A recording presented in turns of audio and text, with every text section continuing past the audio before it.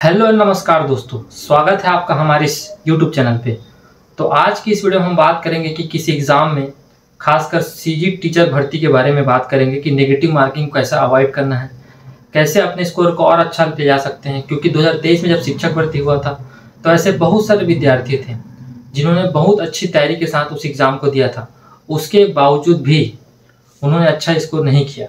उसका रीज़न क्या हो सकता है और किस वजह से हम सफल नहीं हो पाते, पढ़ने के बावजूद, अच्छी तैयारी होने के बावजूद क्यों हम सफल नहीं हो पाते, इस सब बातों पे हम चर्चा करेंगे।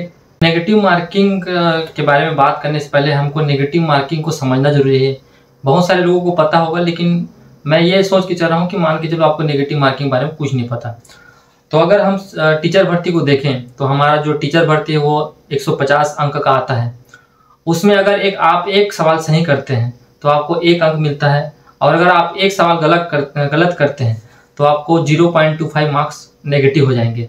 इसका मतलब ये हुआ कि अगर आप 4 क्वेश्चन गलत करते हैं तो आपका 1 नंबर कटेगा। लेकिन यहाँ बहुत सारे लोग को ये सोच में रहता है कि हम 4 क्वेश्चन गलत करेंगे तो 1 नंबर कटेगा, लेकिन वैसा नहीं है। 4 क्वेश्चन आप गलत करें तो 4 नंबर तो आपका ऐसे भी गया, साथ में 1 नंबर और गया। तो आप ये सोचिए कि 4 गलत कर रहे हैं तो आप टोटल 5 नंबर का लॉस कर रहे हैं। इस चीज़ को आपको ध्यान में रखना है। तो अगर एक सिनेरियो देखें कि समझें कि नेगेटिव मार्किंग किस प्रकार वर्क करता है, तो अगर हम एक रफ आइडिया ले लेते हैं कि जैसे कि 150 नंबर के पेपर में अगर आप 120 अटेम्प्ट कर रहे हैं और 120 में आपके 100 सही हो रहे हैं तो आपका 20 गलत हो गया, और तो 20 का नेगेटिव होगा तो 20 को अगर हम 0.25 से गुणा करेंगे तो आपका नंबर आएगा 5 नंबर। तो वो 100 में माइनस हो जाएगा 5, आपका 95 नंबर आएगा।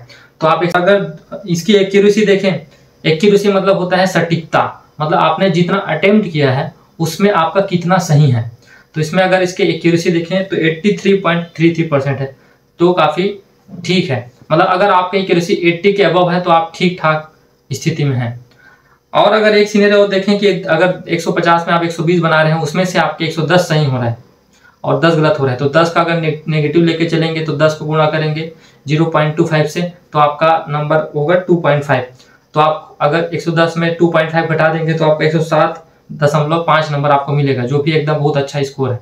ये हुई। और इसकी एक्यूरेसी अगर देखा जाए, निकालेंगे, कैलकुलेट करेंगे तो आपका 91.66% आएगा, जो कि बहुत अच्छा मानते हैं। और अगर बेकार से बेकार स्थिति में देखें, किसी का एक्यूरेसी बहुत गंदा है, तो मान के चलिए आपने वही सिनेरियो लेते हैं, 150 में 120 बनाया लेकिन आपका सही है 80, तो गलत कितना हो गया आपका 40, जो कि बहुत ज़्यादा ही गलत हो गया। तो 40 को अगर गुणा करें 0.25 से तो आपका नेगेटिव हो जाएगा 10 नंबर। तो आपका टोटल कितना मिलेगा, 80 में 10 घटा दीजिए, 70 नंबर आपको मिलेगा। तो आपको लग रहा था मैं 120 बना के आया हूँ, लेकिन आपको मिलेगा 70 नंबर। तो आपको ध्यान रखना है कि आपकी एक्यूरेसी बहुत अच्छी होनी चाहिए। अगर आपकी एक्यूरेसी अच्छी नहीं हुई तो आपका नंबर गलत हो जाएगा, आपका क्वेश्चन गलत हो जाएगा, आपका नंबर डाउन हो जाएगा। तो आपको कॉन्फिडेंस के साथ जो सही लग रहा है उसी को ही बनाना है। तो नेगेटिव मार्किंग में एक चीज़ आपको ध्यान रखना है कि कोई भी जो स्टूडेंट होता है या कोई अभ्यर्थी, जो विद्यार्थी किसी भी एग्जाम की तैयारी कर रहा है, वो 100% एक्यूरेट नहीं हो सकता। एग्जाम्पल के तौर पे अगर आपने 150 में से 100 बनाए हैं तो आपके 100 में से 100 सही होंगे, ऐसा का कोई गारंटी नहीं है। और ये बहुत कम चांस है कि ऐसा हो, एक आध किसी का हो जाए तो हो जाए, लेकिन ऐसा आप सोच नहीं। हमारा मुख्य रूप से टारगेट ये है कि हमारा जो गलती है वो कम, हमको ज़्यादा से ज़्यादा सही करना है और कम से कम गलत करना है, ये हमारा टारगेट है।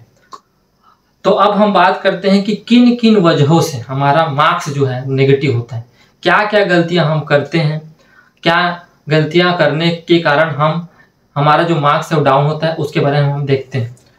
तो सबसे बड़ी गलती जो हम देखें तो अधिकतर जो गलतियां होती है वो होती है गोला लगाने में। बहुत सारे बच्चे क्या होता है कि बी की जगह सी लगा दिए, सी की जगह बी लगा दिए, या जब दो जगह गोला लगा दिया, गोला अच्छा नहीं लगा, इस वजह से हो जाता है।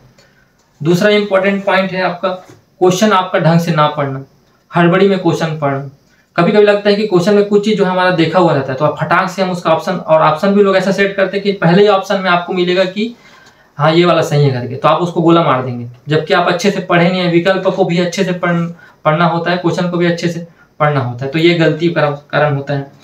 तीसरा चीज़ जो है एक्साइटमेंट या प्रेशर में, जैसे कोई पेपर बहुत ईजी आ गया तो आप एकदम एक्साइटेड हो गए, अरे भाई मैं तो बना ही डालूंगा फटाफट। तो आपका एक्साइटमेंट में कभी कभी गलती हो जाता है, और कभी कभी डर, ज़्यादा डर भी नहीं होना चाहिए पेपर में। पेपर में ज़्यादा डर होने से भी आपका पेपर बिगड़ सकता है।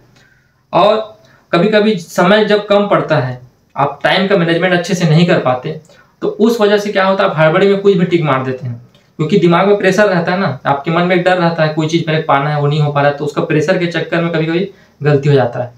उसके बाद अगर देखा जाए तो कन्फ्यूज़न, ये होगा कि ये होगा, ये होगा कि ये हो गया, ज़्यादा कन्फ्यूज़न के चक्कर में कभी कभी मिस्टेक हो जाता है।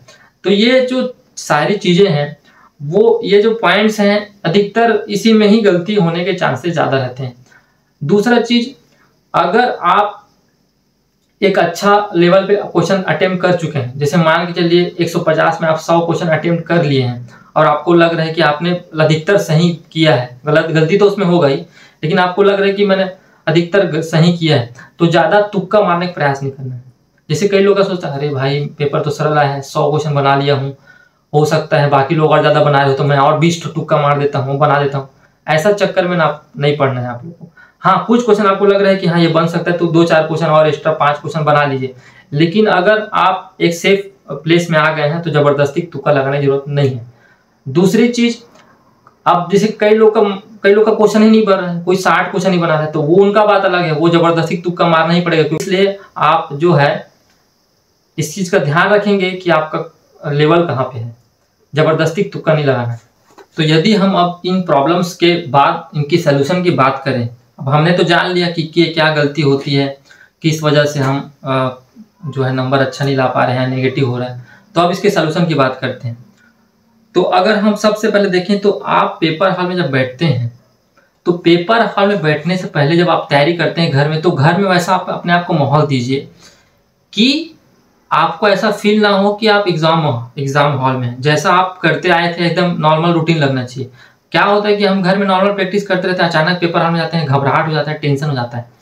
तो आप मॉक टेस्ट जरूर दें। मॉक टेस्ट ऐसा दें कि जैसे कि अब हमारे शिक्षक भर्ती में OMR शीट वाला होता है, लेकिन हमारे पास ऑनलाइन रहता है, तो आप OMR शीट वाला भी जो संस्थान कराते हैं उसका प्रैक्टिस, या आप खरीद के ले आइए, उसको प्रैक्टिस कीजिए। जब आप उस प्रकार से प्रैक्टिस करेंगे तब आपको फील होगा कि आप एग्जाम हॉल बैठे हैं, और उसको एकदम सीरियसनेस के साथ दें, तभी उसका मतलब होगा। तो जैसे कि हम अब बात करते हैं, तो सबसे पहले अगर आप पेपर बना रहे हैं, चाहे आप घर बना रहे हो, घर में जैसा प्रैक्टिस करेंगे वैसी पेपर हॉल में भी आप प्रैक्टिस मतलब आपका होगा।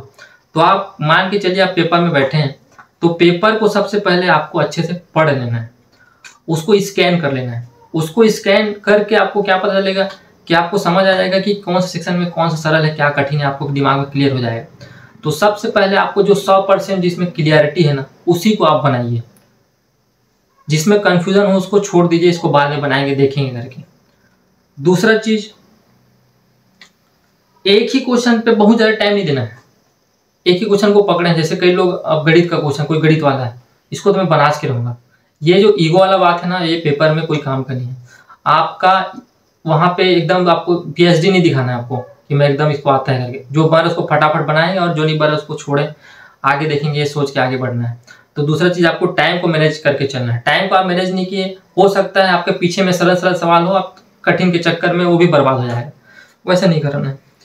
तीसरा चीज, OMR शीट में गोला लगाते हुए ध्यान रखना है कि B को लगा रहा हूँ कि C को लगा रहा हूँ, सोच रहा हूँ B लगा रहा हूँ C, ऐसा नहीं होना चाहिए। गोला लगाते टाइम ध्यान रखने की सर्कल कैसा लग रहा है, ज्यादा गोदागादित नहीं हो रहा है, क्योंकि जो OMR शीट है वो तो स्कैन होके उसका रिजल्ट बनता है, तो आपका गलती की वजह से आपका नंबर एक तो चूक जाएगा, है ना।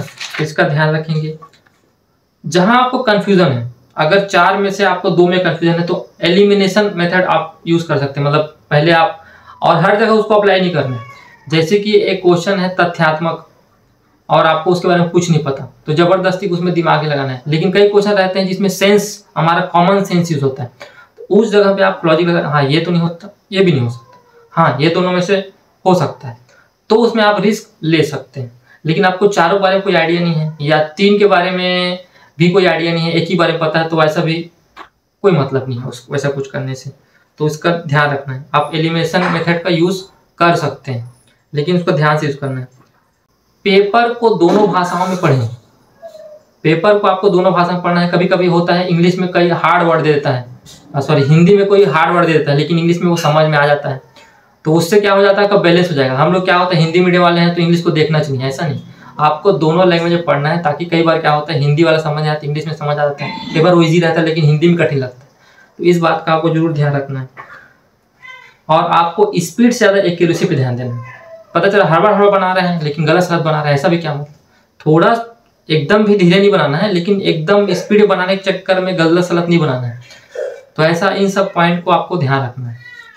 और ये सब चीज को आपको पेपर हॉल से पहले, जब मॉक टेस्ट आप घर में दे रहे हैं या कहीं संस्थान में जाके दे रहे हैं, इसको ध्यान देखना है। मॉक टेस्ट के बाद उसका एनालिसिस करना है, वहां पे कहाँ कहाँ गलती हो रहा है, कौन कौन से क्वेश्चन में कितना कितना टाइम लग रहा है, वो पूरा उसमें लिखा होता है। अगर आप टेक्स्ट बुक में जाकर देखेंगे तो एनालिसिस में जब उसका जाएंगे तो आपका एक्यूरेसी कितना समय किस क्वेश्चन पे लगा, ज़्यादा किस में लगा, किस में कम लगा, सब कुछ बताता है। तो आप इस प्रकार से अगर तैयारी करेंगे ना, तो आपका नेगेटिव मार्किंग बिल्कुल कम होगा।